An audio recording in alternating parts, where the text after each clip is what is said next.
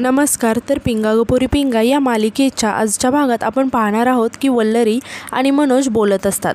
आता वल्लरी मनोजला म्हणते की खरं सांगू, आता नानावटी सर आपल्या बाजूने आहेत. आता मला पूर्ण खात्री आहे की ही केस आपण आता नक्की जिंकू. यावर मनोज म्हणतो की जिंकणारच, कारण श्वेताताई आणि मिठूताईंना न्याय मिळवून द्यायला एक तगडा वकील आपल्या बाजूने असणं गरजेचं होतं आणि तो आपल्या बाजूने आहे. आता तितक्यात मनोजला कोणाचा तरी फोन येतो. आता फोनवरील नाव बघून मनोज खूपच घाबरतो आणि वल्लरीकडे बघायला लागतो. तेव्हा वल्लरी मनोजला विचारते की काय झालं, कुणाचा फोन आहे. यावर मनोज सांगतो की अनोळखी नंबरवरून फोन आहे. तेव्हा वल्लरी म्हणते की घ्या तो फोन आणि स्पीकरवर टाका. तेव्हा मनोज फोन घेतो आणि स्पीकरवर टाकतो. तेव्हा आता फोनवरती तोच माणूस असतो जो मनोजला धमक्या देत असतो. आता तो माणूस मनोजला म्हणायला लागतो की काय रे, तुला एकदा सांगितलेलं समजत नाही का? बायकोला गावाला घेऊन जायला सांगितलं होतं ना, मग का परत आलायस? तिचा जीव नकोसा झालाय का तुला? आता वल्लरीला खूपच राग येतो आणि वल्लरी मनोजच्या हातातून फोन घेऊन त्या माणसाला ओरडून म्हणते की तुझ्यासारख्या मालकाच्या मागे बसून भुंकणाऱ्या लोकांना भीक पण घालत नाही, समजलं का? हिम्मत असेल ना तर समोर यायचं आणि मग हे बोलायचं. तेव्हा तो माणूस म्हणतो की काय गं, भीती नाही का गं वाटत तुला? तेव्हा वल्लरी म्हणते की तुझ्यासारखी घाणेरडी कामं करणारी लोक जीवाला घाबरतात, आमच्यासारखी सामान्य लोक नाही. गेलास ना आता तुझ्या मालकाला जाऊन सांगायचं की कायदेशीर लढाई लढायला तयार राहा, नाहीतर जेलमध्ये पोहोचवलं ना तर माझं नावसुद्धा सौ वल्लरी मनोज भांबरे नाही. चल फोन ठेव, असं म्हणून ती फोन ठेवून देते. आता वल्लरीचं हे असं बोलणं ऐकून मनोज खूपच घाबरलेला असतो आणि तो घाबरतच वल्लरीला म्हणतो की अगं वल्लू, गुंड आहेत ते, असं बोलायची काय गरज होती. यावर वल्लरी मनोजला म्हणते की तुम्ही नका घाबरू, या लोकांना हीच भाषा समजते, यांच्याशी याच भाषेत बोललं पाहिजे. आणि शिवाय आपल्यासोबत नानावटी सर आहेत आणि ते असताना आपल्याला घाबरायची गरज नाही आहे. तर दुसरीकडे आपण पाहतो की तेजा आणि श्वेता मिठूचा मेकअप करत असतात आणि वल्लरी कोणाला तरी फोन ट्राय करत असते. आता तितक्या तिथे प्रेरणासुद्धा येते. आता तेजा मिठूकडे बघत म्हणते की मिठू बघ, एकदम हिरोईनसारखी दिसते आता तू. यावर प्रेरणा मिठूकडे बघत खुश होऊन म्हणते की कशी दिसते बघा आमची बाहुली. यावर श्वेता म्हणते की आता बाहुली उठून बडबड करायला लागली ना म्हणजे मिळवलं. आणि ती मिठूला म्हणते की मिठू आता उठ ना, बस झालं. तितक्यात आता श्वेताचं लक्ष वल्लरीकडे जातं आणि वल्लरी असं लगातार कोणाला तरी फोन करताना बघून श्वेता वल्लरीला आश्चर्याने विचारते की वल्लरी, अगं किती फेऱ्या मारशील आणि कुणाला फोन करतेस? यावर वल्लरी म्हणते की नाही हो, पण तुम्हाला लवकरच समजणार आहे की मी कोण येणार आहेत ते नक्की. यावर प्रेरणा म्हणते की मनोजची वाट बघत असशील, अजून काय? तितक्यात वल्लरी म्हणते की घ्या आलेच. तेव्हा सगळेच पाठी वळून बघायला लागतात. तर रोशन आंटी जेंट्सचे कपडे परिधान करून डिरेक्टरच्या रूपात आलेले असतात. तेव्हा सगळेजण रोशन आंटीकडे बघून खूपच शॉक होतात. आता प्रेरणा रोशन आंटीला म्हणते की अहो आंटी, हा काय अवतार केलाय तुम्ही?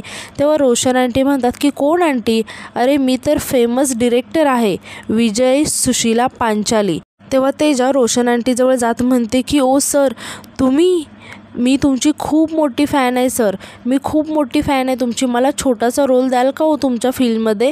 आता श्वेतासुद्धा रोशन आंटीजवळ जात म्हणते की सर, मी सुद्धा तुमची खूप मोठी फॅन आहे, तुमचे सगळे सिनेमे आम्ही फर्स्ट डे फर्स्ट शो बघतो, पण तुम्ही एवढं सगळं असताना तुमच्याकडे तुम्ही आमच्या या बुलबुल बागेमध्ये कसे काय आलात? तेव्हा रोशन आंटी म्हणतात की त्याच्यासाठी मला फ्रेश फेस पाहिजे आणि तो फ्रेश फेस म्हणजे मिठू मॅडम, मी त्यांना भेटायला आली आहे. तेव्हा तेजा खुश होऊन म्हणते की मिठू, एका रात्री स्टार व्हायचा चान्स आहे, बोल ना काहीतरी. यावर वल्लरी म्हणते की हो ना, या संधीची तुम्ही कधीपासून वाट बघत होता, हो म्हणून टाका मिठूताई आता.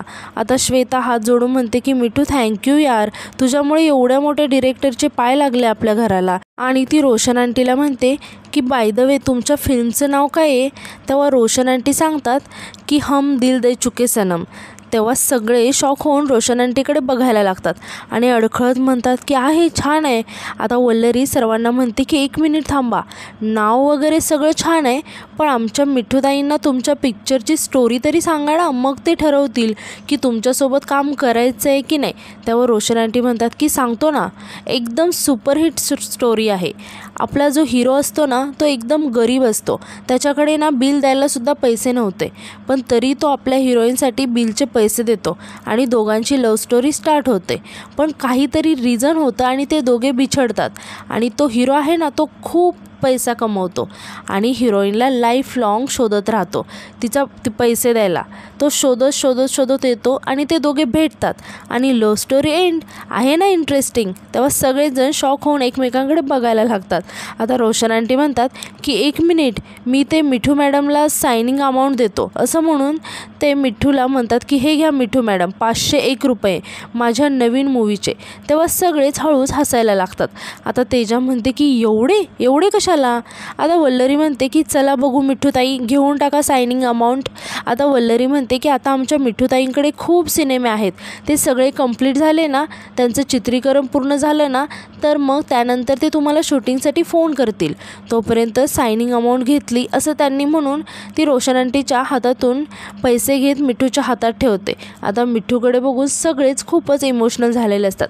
आता रोशन आंटीसुद्धा खूपच इमोशनल झालेले असतात आणि त्या वल्लरीला म्हणतात की वल्लरी, तिला बरं करायला तू किती एफर्ट्स घेते, तू तिला बरं करणारच. तेव्हा वल्लरी म्हणते की रोशन काकू, आम्हाला फक्त इतकंच हवं आहे की आमच्या मिठूताई लवकरात लवकर बऱ्या व्हाव्यात, बाकी काही नाही.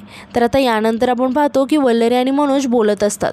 आता वल्लरी खुश होऊन मनोजला म्हणते की हो, तुम्हाला एक सांगायचं राहिलंच, मगाशी ना वरती रोशन आंटी पिक्चरच्या डिरेक्टर म्हणून आल्या होत्या आणि त्यांनी मिठूताईंना कामाची ऑफर दिली आहे. तुम्हाला सांगते, मिठूताईंना काहीतरी आठवावं आणि त्यांनी काहीतरी बोलावं, त्यासाठी आम्ही प्रयत्न करतोय आणि सगळ्याजणी जरी अशा पॉझिटिव्ह राहिल्या ना, तर आमच्या प्रयत्नांना नक्की यश येईल. तेव्हा मनोज वल्लरीचा हात हातात घेऊन वल्लरीला म्हणतो की तुझी तशी इच्छा आहे ना, तर मग मला खात्री आहे की तू हे करून दाखवशीलच. तेव्हा वल्लरी थोडीशी इमोशनल होत मनोजला म्हणते की तुम्ही जेव्हा माझ्यासोबत असे उभे असता, माझ्या बाजूने बोलता, त्यावेळी असं वाटतं की आता बस, आता आयुष्यात मला अजून काहीही नको आहे. यावर मनोज म्हणतो की वल्लू, अगं मला तुझी माफी मागायची आहे गं, काही भीतीमुळे मी तुझ्याशी खूप चुकीचं वागत होतो, तुझ्यावर रागवलंसुद्धा, खरं सॉरी. यावर वल्लरी म्हणते की तुम्ही का माफी मागताय माझी, मी तर केव्हाच हे सगळं विसरूनसुद्धा गेले. तेव्हा मनोज म्हणतो की अगं पण ही गोष्ट मला त्रास देते ना, त्याचा इतका फोन येत होता की मला खरंच खूप टेन्शन आलं होतं गं. पण तुझं धाडस पाहिलं आणि मी विचार केला की माझ्या वल्लूच्या मागे मी धीटपणे उभे राहणं. मी काही चुकीचं तर करत नाही आहे ना, मग मी कशाला घाबरायचं. यावर वल्लरी म्हणते की तुम्हाला एक सांगू का, तुमच्या जागी जर मी असते ना, तर कदाचित मीही घाबरलीच असते. अहो, आपण सामान्य माणसं आहोत. सामान्य माणसांना आधीच खूप जबाबदाऱ्या असतात, म्हणूनच अशा गोष्टी आपल्याला मागे खेचतात. तुमचं यात काहीच चुकलेलं नाही. यावर मनोज म्हणतो की मी कसाही वागलो तरी तू मनात कधीच राग ठेवत नाहीस का, ते मला समजतच नाही आहे. आता यावर वल्लरी हसत म्हणते की अहो, आपणच एकमेकांना समजून नाही घेणार तर मग कोण घेणार. तितक्यात आता तिथे युवराज येतो. आता मनोज आणि वल्लरी दोघे युवराजकडे बघायला लागतात. आता तेव्हा वल्लरी युवराजला विचारते की तुम्ही इथे कसे काय. यावर युवराज सांगतो की मिथिला ताईंना भेटायला आलो आहे, त्यांच्यासाठी फ्रेश फ्लॉवर घेऊन आलो होतो, बघूया कसं रिस्पॉन्स करतायत ते. तेव्हा वल्लरी म्हणते की ते मात्र चांगलं केलं तुम्ही. अहो, आज आमच्याकडे पण तुमच्यासाठी एक खास सरप्राईज आहे. आता यावर युवराज आश्चर्याने विचारतो की अरे वा, सरप्राईज. तेव्हा वल्लरी म्हणते की हो चला ना, असं म्हणून ती युवराजला वरती घेऊन जाते. आता युवराज वरती जातो आणि डोरबेल वाजवतो. तेव्हा श्वेता दरवाजा उघडते. आता युवराजला समोर बघून श्वेता खूपच घाबरते आणि युवराजकडे बघायला लागते. आता युवराज श्वेताला म्हणतो की हॅलो श्वेताजी, कशा आहात, सगळं व्यवस्थित चाललं आहे ना. तेव्हा श्वेता खूपच घाबरून युवराजकडे बघत असते. आता तितक्यात मनोज आणि वल्लरीसुद्धा तिथे येतात. तेव्हा युवराज श्वेताला परत विचारतो की म्हणजे सगळं ठीक आहे ना. आता तितक्यात प्रेरणा आणि तेजासुद्धा तिथे येतात. आता प्रेरणा युवराजला बघून खूपच खुश होते आणि म्हणते की युवराज साहेब, तुम्ही या ना. तर तेजा म्हणते की तुमचं ना खरंच मनापासून कौतुक वाटतं, एवढी महत्त्वाची कामं असतात तुम्हाला, पण तरीही वेळात वेळ काढून तुम्ही इथे येता मिठूला भेटायला, खरंच कौतुक आहे. यावर युवराज म्हणतो की अहो, बहीण म्हणालो आहे ना त्यांना, मग बाकी सगळी कामं बाजूला. आणि असं म्हणून तो सर्वांना म्हणतो की मी येतो मिथिला ताईंना भेटून, असं म्हणून तो आतमध्ये जातो. तर श्वेता खूपच घाबरलेली असते आणि ती म्हणते की बघितलं ना तो कसा मुद्दाम करतोय ते. आता वल्लरी श्वेताला समजत म्हणते की श्वेताताई शांत व्हा. श्वेताताई असं घाबरून कसं चालेल आपल्याला, आता खरं धीराने वागायची गरज आहे आपल्याला. यावर तेजा म्हणते की हो आणि तू एकटी नाही आहेस, आम्ही सगळ्याजणी तुझ्या सोबत आहोत. तेव्हा प्रेरणा म्हणते की हो श्वेता, तेजा बरोबर बोलते, आपण सगळ्याजणी इथे एकत्रच आहोत, तू नको काळजी करूस. तेव्हा मनोजसुद्धा श्वेताला समजावत म्हणतो की हो श्वेताताई नका घाबरू तुम्ही. तेव्हा वल्लरी श्वेताला म्हणते की श्वेताताई काही होणार नाही आहे, तुम्ही आतमध्ये जा. तेव्हा तेजा म्हणते की हो आणि त्याला गुन्हा कबूल करायला सांग. यावर प्रेरणा म्हणते की श्वेता अगं शांत राहूनही युद्ध जिंकता येतात, त्यामुळे यापुढे जे काही करायचं आहे आपल्याला ते शांतपणे करायचं आहे. तू आतमध्ये जा आणि बोल त्यांच्याशी एकदा, असा धीर नको सोडूस. यावर तेजा म्हणते की हो ना, जर नाही केला कबूल तर आपल्याकडे वेगवेगळ्या पद्धती आहेत कबूल करून घेण्याच्या. तेव्हा वल्लरी परत श्वेताला समजत म्हणते की अहो श्वेताताई तुम्ही आतमध्ये जा आणि बोला त्यांच्याशी, तुम्हाला काही होणार नाही, घाबरू नका. पण श्वेता खूपच टेन्शनमध्ये आलेली असते. आता यानंतर आपण पाहतो की युवराज मिठूजवळ उभा असतो. तेव्हा तिथे श्वेता त्याच्यासाठी ज्यूस घेऊन घाबरत तिथे येते. आता श्वेताला बघून युवराज हसत म्हणतो की अरे वा बेबी, माझ्यासाठी ज्यूस घेऊन आली आहेस, पण मला हा ज्यूस नको आहे. असं म्हणून तो श्वेताच्या हातातील ज्यूस घेऊन बाजूला ठेवून देतो आणि तो श्वेताचा हात पकडत म्हणतो की मला तू हवी आहेस. पण श्वेता खूप घाबरते आणि मागे सरकते. तेव्हा युवराज म्हणतो की श्वेता अगं खूप मिस केलं आहे मी तुला, आपली नीट भेटसुद्धा नाही झाली, तू येशील का माझ्यासोबत फार्म हाऊसला, फक्त तू आणि मी. आता श्वेता घाबरून मागे सरकते आणि घाबरतच म्हणते की अनिमेष माझ्यापासून लांब राहायचा. आता यावर युवराज श्वेताला म्हणतो की सारखं अनिमेष अनिमेष अनिमेष, कोण आहे हा अनिमेष? बेबी तुझा कोणी बॉयफ्रेंड तर नाही आहे ना? यावर श्वेता रागाने म्हणते की किती नाटकं करशील अजून, बंद कर हे सगळं, मी लग्नासाठी मागे लागले होते म्हणून माझ्यावर हल्ला करून आणलास ना, आमच्या मिठूची अशी अवस्था झाली, बंद कर हे सगळं, तूच आहेस ना यामागे, सांग सगळ्यांना. तेव्हा युवराज हसत म्हणतो की बेबी काय बोलतेस तू, काय बोलायचं आहे नक्की तुला, हे सगळं मी केलं आहे? बेबी तूच तुझ्या मैत्रिणीवर हल्ला केला आहे.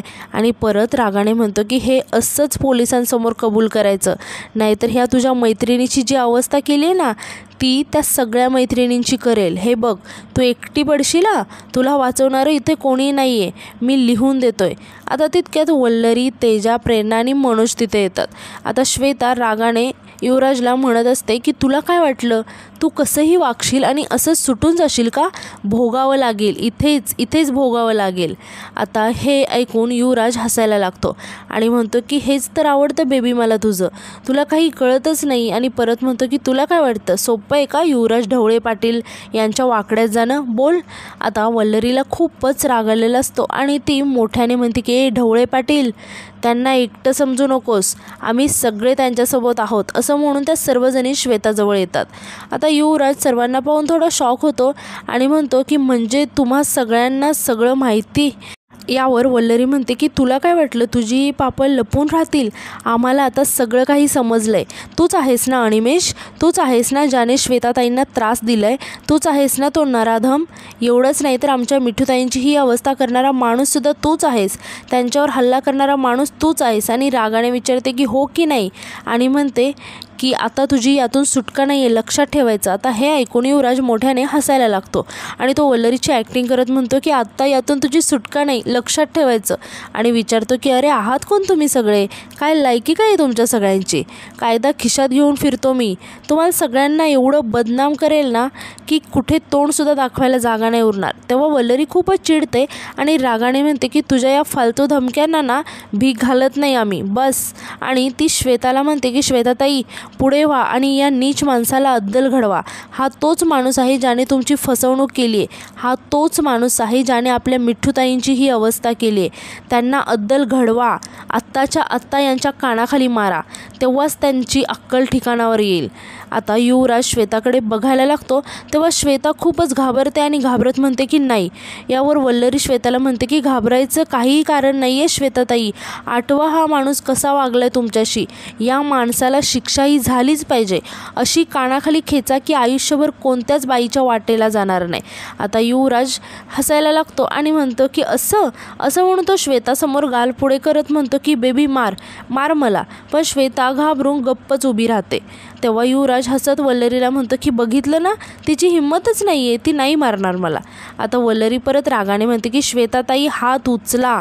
युवराज वल्लरीला आता म्हणतो की तुम्ही तुमचा वेळ वाया घालवत आहात, खरं सांगतोय मी. तर प्रेरणा श्वेताला म्हणते की घाबरू नकोस, आम्ही आहोत तुझ्या पाठीशी. आता सगळे श्वेताला म्हणायला लागतात की श्वेता मार. तेव्हा युवराज हसत म्हणतो की कितीही फोर्स करा तिला, ती मारणार नाही आहे, कारण तिला माहिती आहे वेळ वाया घालवत आहात तुम्ही. आता श्वेता युवराजकडे बघायला लागते आणि जोरात युवराजच्या कानाखाली मारते. तेव्हा सगळेच खूप खुश होतात आणि युवराज मात्र खूपच शॉक झालेला असतो आणि तो रागाने श्वेताकडे बघायला लागतो. आणि आजचा भाग इथेच संपतो. धन्यवाद.